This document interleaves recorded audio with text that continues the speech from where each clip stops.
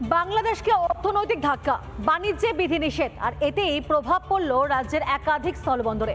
ইউনূস সরকারের বিরুদ্ধে ক্ষোভ প্রকাশ খোদ বাংলাদেশিদের।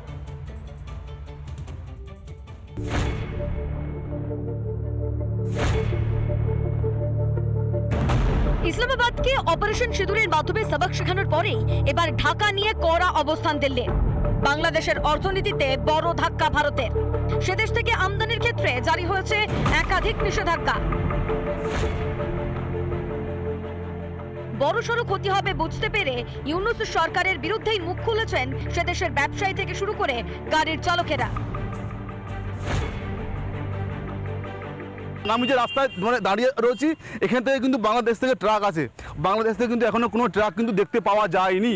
কার্যত এই শনিবারের যে সিদ্ধান্ত ভারত সরকারের, সেই সিদ্ধান্তে কিন্তু কার্যত একেবারে মুখ থুবড়ে পড়েছে বাংলাদেশ সরকার। সরকার দেশেরও ক্ষতি করছে, দুনিয়ার লরিগুলো বন্ধ হয়ে যাচ্ছে, ব্যবসা বাণিজ্য বন্ধ হয়ে যাচ্ছে, শ্রমিকরা হাহাকার করছে খাওয়ার জন্য, ব্যবসা বাণিজ্য নাই, তাদের টাকা পয়সা নাই, বাচ্চা কাচ্চা স্কুলে যেতে পারে না। তা তো এক সময় নামবেই। বাংলাদেশি শিল্প মহলে ব্যাপক প্রভাব পড়বে সেটা দেখা যাচ্ছে স্টেশনের বর্তমান অবস্থা দেখেই। তার কারণ ইতিমধ্যেই দু দেশের মধ্যে আসা যাওয়ার সংখ্যাটাও কমেছে অনেকটাই। অর্থনৈতিক দিক দিয়ে বা আমাদের যে একটা সুযোগ সুবিধা ছিল ভারতের সাথে বাংলাদেশের সাথে, একটা যে যাতায়াত লেনদেন ব্যবসা বাণিজ্য যেগুলো ছিল সেগুলো অনেক ক্ষতি হয়ে যাবে। এটা কি ইউনূস সরকারের জন্য? ইউনূস সরকারের জন্য। বর্তমানে রয়েছি দক্ষিণ দিনাজপুর জেলার হিলি আন্তর্জাতিক স্থলবন্দরে। সেই স্থলবন্দর দিয়ে বাংলাদেশ থেকে ক্রুড অয়েল, গুড়, বিভিন্ন রকম যে সামগ্র সেটা কিন্তু আসতো, এবং ভারত থেকেও বিভিন্ন সামগ্র সেটা কিন্তু বাংলাদেশে যেত।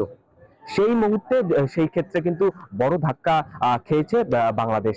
আমাদের ইন্ডিয়ান সেরকম ক্ষতি হবে না, ক্ষতিটা বিশেষ করে বাংলাদেশেরই হবে। এই যে চালের বিল এখনো আমাদের আটকে আছে, তো সেই ক্ষেত্রে ওরা ডলারের জায়গায় আরো ঘাটতির মুখে পড়বে, এটা আমরা মনে করছি।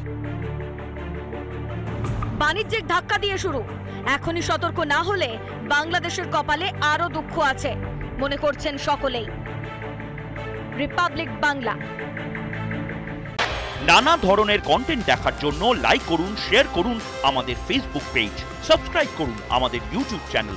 পাশাপাশি অন্যান্য ব্রেকিং নিউজের জন্য অবশ্যই চোখ রাখুন রিপাবলিক বাংলায়।